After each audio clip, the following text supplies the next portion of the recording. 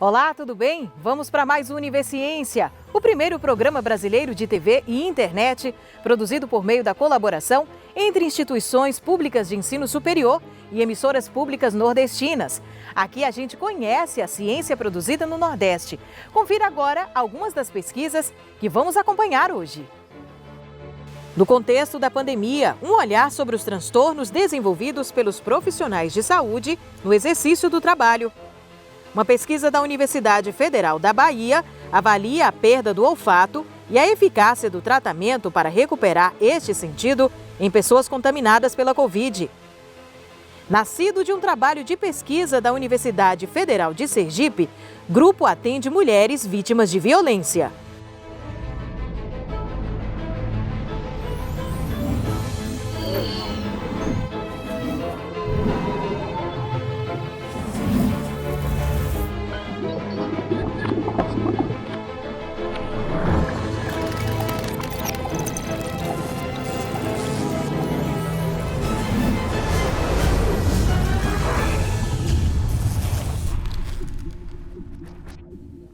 A pandemia do novo coronavírus alterou a nossa vida como um todo.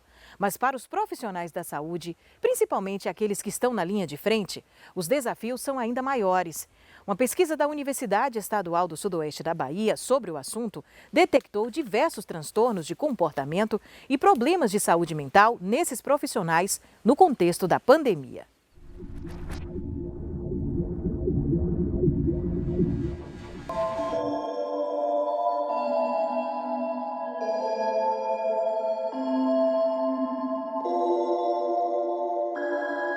Como o projeto ELAPS, ele é bem grande, né, bem amplo. É um instrumento que são compostos por duas etapas. Na primeira etapa, tem um número de questões referente a alguns critérios, na segunda etapa, outro. Nesse trabalho, a gente investigou especificamente a questão dos transtornos mentais comuns nesses trabalhadores. O que a gente concluiu foi que a prevalência foi elevada nos trabalhadores. A maioria, né, que teve a prevalência elevada foram mulheres e pessoas mais velhas. Uma coisa que chamou a atenção da gente foi que não teve uma relação significativa entre a presença desses transtornos e a infecção por Covid-19. Foi uma coisa que chamou a atenção e a gente até pretende depois, né, investigar mais quando o resultado estiver no final da pesquisa, né, para ver se isso vai mudar, porque até então são resultados preliminares. Então, as três coisas que a gente observou até o momento foi isso. Mas o estudo, ele tem várias coisas ainda para a gente concluir, porque ainda não acabou. Esse primeiro momento, por conta desse trabalho, né, a gente recortou e pesquisou isso. Mas a gente investiga muitas outras coisas, como a inatividade física, o comportamento sedentário, várias questões assim, bem específicas desses profissionais, o estudo contempla. E até então, né, quem respondeu foram médicos, enfermeiros, agente comunitário de saúde foi a maioria, técnicos de enfermagem, dentistas, teve recepcionistas também. Todos os trabalhadores da unidade que a gente investiga, das unidades que a gente investiga, podem participar.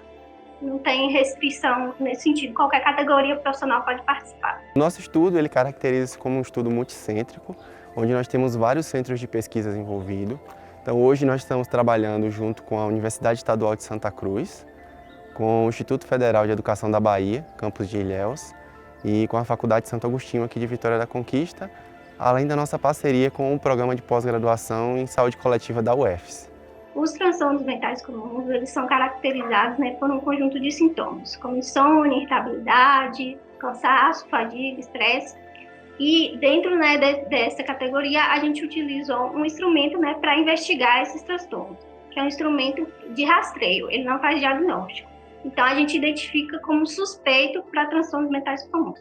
Dentro dessa população, né, que a gente investigou na cidade de Vitória da Conquista, dentro das unidades básicas de saúde, os trabalhadores da saúde apresentaram uma prevalência de 40,3%.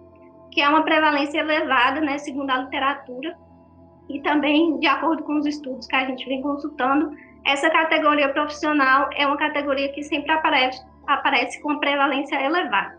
Nosso estudo, ele caracteriza-se como um estudo longitudinal, com uma proposta aí de trabalhar esse acompanhamento durante 20 anos, com coletas de dados a cada 4 anos, e nesses intervalos nós vamos estar junto com os gestores propondo políticas de atenção à saúde a esses trabalhadores. A gente submeteu, né, pro evento, nem sabia também se ia ser aprovado, porque pelo que eu estava acompanhando, assim, esse evento foi muito grande, muitos trabalhos foram submetidos, foram 1.800 trabalhos.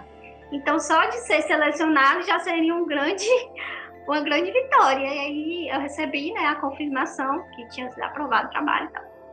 Aí apresentei. No dia que eu fui apresentar, eu fiquei mais chocada ainda, porque eu que apresentei, aí na sala, quando eu entrei, assim, eu fui a quarta, eu não lembro exatamente assim, a ordem, mas, assim, antes de mim, depois de mim, sempre foram mestres e doutores, assim, tinha uma pessoa de graduação, além de mim, assim. Aí eu fiquei, meu Deus, eu fiquei, assim, lisonjeada de estar ali no meio daquelas pessoas de vários lugares do Brasil, de fora do Brasil também. Aí saiu a lista dos premiados com destaque, era o professor Saulo, que colocou no grupo lá que a gente tem. Aí eu falei, ué. Aí eu fui ver, tinha recebido um e-mail e tal. Aí eu fiquei muito feliz, assim, realmente a gente nem esperava, porque foi o primeiro trabalho do projeto, porque foi uma coisa, assim, muito despretensiosa mesmo, mas, né, pela grandeza do estudo e pelo esforço da gente, aí recebeu o reconhecimento. Como eu sou da área da psicologia e eu estudo os transtornos mentais comuns, nesse sentido, eu acredito que o trabalho, né, ele pode ajudar a identificar esses transtornos, né, e poder chamar atenção para essa categoria profissional. Para a gente é um fator que nos motiva, mostra também a importância do investimento da instituição na iniciação científica. Essa bolsista é uma bolsista de iniciação científica da UESB, então é muito importante esses prêmios, como você disse, né? Como nós apresentamos resultados parciais, era algo que a gente ainda não esperava, mas que bom que a gente conseguiu, isso nos motiva a cada vez estar tentando melhorar o nosso projeto.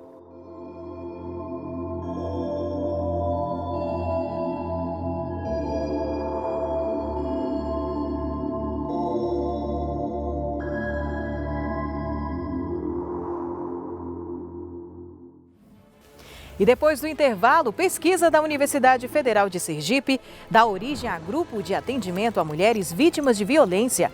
A gente volta já já.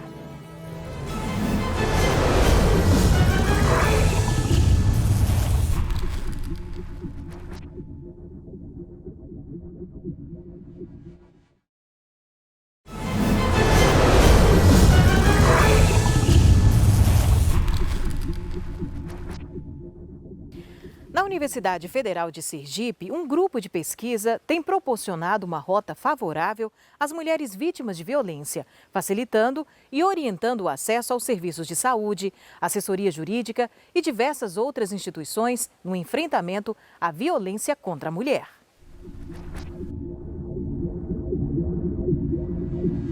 Teve uma vez que um desses trabalhadores dele, eu fui no curral soltar até um gado que estava preso. Um desses trabalhadores dele me agarrou lá no curral. E ele botou uma faca em cima de mim, disse que se eu falasse, que ele me matava. Eu lhe mato que você está aqui, eu lhe pego aqui em qualquer lugar. Eu já era um senhor. E o que eu vou fazer? Eu não vou, porque se eu contasse a meu pai, eu não sei o que ia acontecer. A minha mãe também. Agora a minha mãe era mais assim, rígida. Aí eu tinha medo do que poderia acontecer. Poderia minha mãe dizer que não me queria dentro de casa. Não sei o que poderia acontecer. A ideia é que ela tem uma rota favorável, tá? Então a rota favorável eu faço um boletim de ocorrência, passo por uma mediação na delegacia de conflitos e sou encaminhada imediatamente ao grupo de apoio a mulheres agredidas, que é o GAMA. Aqui a gente aborda essa questão dessa mulher em todos os aspectos, nos aspectos sociais, encaminhando ela para os serviços e políticas públicas existentes no município, quando não, fazendo uma provocação para que isso ocorra, orientando sobre a busca de assessoria jurídica também. Se necessário, serviços de saúde, por exemplo, imediatamente você consegue uma mulher que tem um estresse pós-traumático de uma violência que ela viveu, e que isso está fazendo com que ela perca o sono, alterando a qualidade de vida, a gente consegue encaminhá-la a psicólogo. Nós temos aqui dentro da UFES, né, um ambulatório onde tem profissional disposto a ajudar ajudar essa mulher a atender. Em 12 encontros, quer dizer, aproximadamente 3 meses, a gente trabalha com temáticas específicas, isso muito baseado no estudo, no meu doutorado, que a gente se aprofundou nisso, para que essa mulher consiga, no final de 3 meses, estar com empoderamento psicológico e ser capaz de ser protagonista de sua vida. Eu tenho assim mais apoio assim de uma pessoa assim de fora assim. Eu aprendi muita coisa, aprendi assim sobre assim que a pessoa não fica assim mais uma comparação. A pessoa arruma uma pessoa, né? A pessoa não fica sendo dono assim, como a pessoa quer ser o dono. A gente não tem que. Eu aprendi muita coisa, aprendi assim, a ter liberdade que eu não tinha, aprendi muita coisa mesmo. E assim, eu aprendi tanta coisa boa que hoje em dia eu acho que não quero mais ninguém não. Num dado momento, quando essa mulher faz o boletim de ocorrência, ele passa pela mediação, ele vem para um grupo, ele encontra a professora, né, como eles se referem a mim e os alunos, e ele não entende por que ele está aqui, porque está tão naturalizado esta relação de poder desigual do homem com a mulher, que ele leva muito tempo, ele leva pelo menos, eu falo que pelo menos 2 meses para esse homem entender que aquilo que ele fez é um comportamento que é possível de mudar. Esses grupos, eles fazem parte do estágio de terapia ocupacional no campo social aqui da UFES, e a gente realmente deve passar por um processo de desconstrução, até porque a gente sabe, né, que toda essa ideia de masculinidade, ela é construída socio-historicamente e que muitas vezes ela vai sustentar essas situações de violência. Então, realmente, em toda a nossa formação teórica, né, para a gente conseguir conduzir esses grupos, a gente realmente deve ter esse aprofundamento teórico e também desconstruir algumas ideias, né, que a gente aprende desde da nossa infância, né? No dia 10 de agosto, na cidade de São Cristóvão, dentro da DAGV de lá, nós estamos iniciando o GASVID, que é o grupo de homens, na parte da manhã, e o grupo de mulheres na parte da tarde. Nós vamos usar o espaço da delegacia, que é algo inédito para a gente também, mas a gente está trabalhando, com a doutora Ana Carolina, que é a delegada de lá, a ambiência que a gente chama, né? Nós vamos ter um ambiente acolhedor para poder fazer os grupos dentro de uma delegacia. E lá é um trabalho, é um lugar aberto, é uma cobertura com lugar aberto, tomando todos os cuidados, como a gente está tendo aqui em questões sanitárias, de trabalhar com grupos pequenos, em ambientes grandes, arejados, sempre usando máscara, o álcool e orientando também de questões sanitárias necessárias. Eu falaria que elas tenham coragem, assim como eu tive, tenha coragem de revelar, procurar assim, umas pessoas que ajudem a fazer o BO, se precisar ir para a delegacia, para o juiz, para onde for, não tenha medo não. Apesar dos avanços, o desafio é grande na luta contra a pandemia, sobretudo em relação às sequelas nos pacientes. Você conhece alguém que teve perda do olfato? Segundo dados do ambulatório pós-Covid do Hospital Universitário Professor Edgar Santos, da Universidade Federal da Bahia, cerca de 60% a 80% dos pacientes com Covid desenvolvem algum grau de perda do olfato e destes, 1,5% persiste com sintoma. Investigar as alterações no olfato e avaliar a eficácia de tratamentos para a perda desse sentido em pacientes pós-Covid é o objetivo de uma pesquisa desenvolvida na Universidade Federal da Bahia.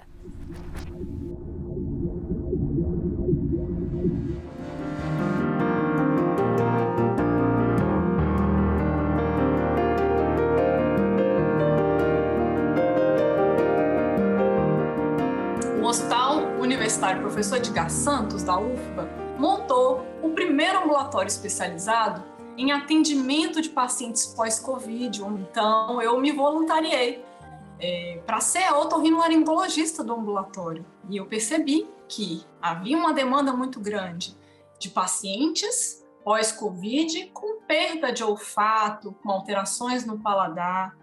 E aí, a partir dessa demanda aumentada, eu imaginei que seria um bom projeto de pesquisa se a gente pudesse avaliar se os tratamentos que a gente vinha fazendo, se eles funcionavam também para a Covid. Porque como é uma doença nova, a gente utiliza os tratamentos que já utilizávamos para as outras perdas de olfato pós-gripes, pós-resfriados, para a Covid-19. Então, a gente precisa testar por meio de pesquisa científica se esses tratamentos são válidos.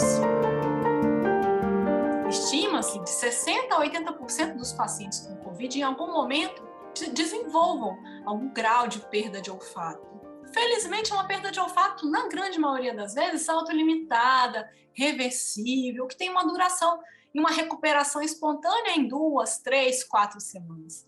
Entretanto, a gente tem um contingente de 1,5% dos pacientes que vai persistir, que está persistindo com perda de olfato mais prolongada. Calculando 1,5% em milhares e milhares de pacientes acometidos pela Covid-19, é um contingente muito grande, porque a perda de olfato é uma privação de sentido, uma privação sensorial de um dos mais importantes sentidos que a gente tem, que nos remete às memórias, aos afetos. Tem também uma possibilidade importante de nos defender no meio em que estamos, para nos defender contra ameaças domésticas, vazamentos de gás, panelas queimadas, incêndios elétricos. Tudo isso é detectado de forma rápida e precoce por meio do olfato.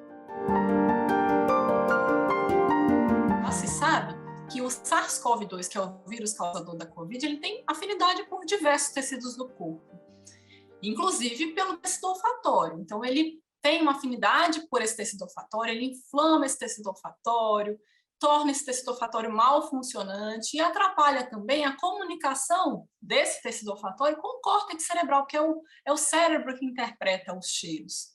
Então, esse prejuízo causado pelo SARS-CoV-2 pode ser melhorado com um treinamento de essências que já é validado e estudado para as outras perdas de olfato, pós-infecciosas, pós-traumáticas, e é um tratamento já amplamente realizado no Brasil e no mundo. Consiste em treinar, em cheirar uma sequência de 4 odores conhecidos, que são rosa, cravo, limão e eucalipto, 2 vezes ao dia por 3 meses. Esse tratamento consiste em regenerar o epitélio olfatório danificado e melhorar as conexões dele com o córtex cerebral. Então, estamos na fase de coleta de dados, já temos aproximadamente entre 80 e 90 pacientes incluídos na pesquisa. A gente precisa de ter 2 grupos fazendo tratamentos diferentes para acompanhar a evolução desses 2 grupos e saber as diferenças de resultado, as diferenças de resposta entre esses 2 grupos.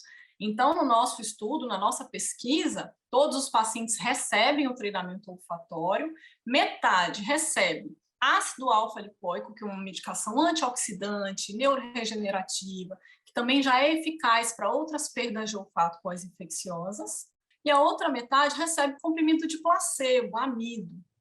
Fazendo isso, a gente conseguirá acompanhar 2 grupos diferentes, com 2 tratamentos, e saber a eficácia de cada um. Isso também vai gerar uma resposta em relação ao custo do tratamento, né? Que é diferente a gente fazer um tratamento isolado e um tratamento combinado. Para isso que a pesquisa funciona.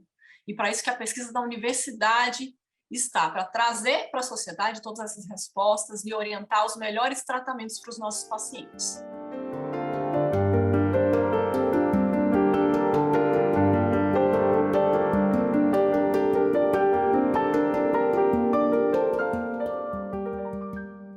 E ainda sobre o enfrentamento da pandemia, daqui a pouco a gente conhece um equipamento desenvolvido por cientistas da Universidade Federal do Maranhão, que promete ser um aliado na reanimação dos pacientes vítimas do coronavírus. É depois do intervalo.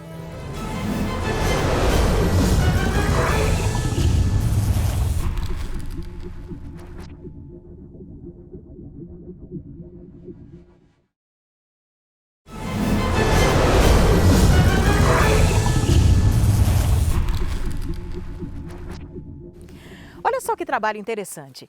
Pesquisadores da Universidade Federal do Maranhão criam um reanimador automatizado para ajudar pacientes vítimas de coronavírus que têm dificuldade de respiração. É o Fastem Vita. Vamos entender como funciona?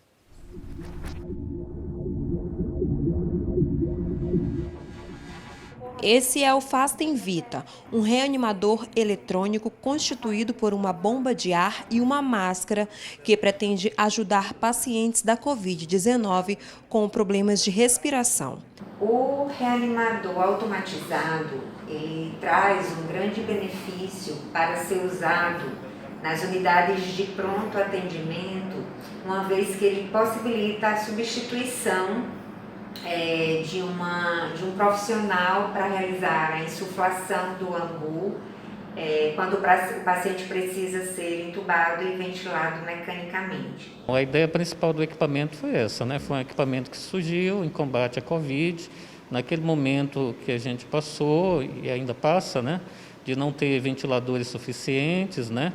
E se pensou em desenvolver esse modelo. O aparelho traz a praticidade como aliada. Por não precisar da associação do ar comprimido ao oxigênio, o Fastem Vita possibilita que pacientes transportados em ambulâncias façam a utilização do equipamento. Então ele traz muito benefício para ser usado nessas unidades de pronto atendimento, até que esse paciente possa ser transferido para uma unidade hospitalar ou até que seja possível colocar esse paciente num ventilador mecânico convencional. E aí a gente tira, de certa forma, uma certa imprecisão da mão, porque a gente consegue regular o fluxo de oxigênio que a gente quer enviar, a velocidade, a relação inspiração-expiração, né, que também pode ser controlada. Isso são variáveis do campo médico, né? A gente pegou essas informações da área médica para poder introduzir no equipamento. Com recursos disponibilizados por meio de chamada pública emergencial, a Fundação de Amparo à Pesquisa e ao Desenvolvimento Científico e Tecnológico do Maranhão custeou 10 protótipos que foram produzidos na UFMA. Vimos aí na visita que fizemos à UFMA as várias possibilidades e esperamos que os testes que serão feitos agora em animais possam verificar e ter a aplicabilidade que ele se propõe. A gente viu aí as possibilidades e com muita satisfação vemos então o resultado de uma pesquisa desenvolvida dentro do Estado, ela possa ser aplicada não só aqui, mas em todo o Brasil, e esperamos que ocorra o mais breve possível os testes aí que possam deliberar sobre a aplicação em seres humanos. Diversas universidades do país participaram da pesquisa, como, por exemplo, as federais do Pará, Santa Catarina e Goiás. A equipe de pesquisadores das universidades conseguiu desenvolver um aparelho como esse, que custa em média R$ 2.000 e R$ 2.500. Agora, a meta atual é conseguir investimentos para que testes sejam feitos e, assim, a produção de 100 unidades para hospitais e ambulâncias do Maranhão. O próximo passo nosso agora são fazer os testes in vitro, né? Então, todos os testes foram feitos no laboratório e agora a gente precisa dos testes reais, que devem ser conduzidos pelo hospital universitário, né? Ou então pela área veterinária, as pessoas que vão utilizar esses equipamentos. A universidade ela tem trabalhado de várias formas nesse sentido, né? Tanto através desse tipo de projetos, que seria pesquisa aplicada, né? Como a pesquisa mais pura, né? A área médica está se empenhando nisso, a área da ciência da computação com as redes neurais também se empenhando em criar modelos, né? Para identificar o vírus, né? Para identificar essas populações, poder classificar, né? Então, a universidade ela tem sido bem ativa nesse sentido. Bom, e com esta boa notícia, encerramos o Universiência de hoje. Na próxima edição, voltamos com mais pesquisa científica para você. Tchau, tchau e até lá!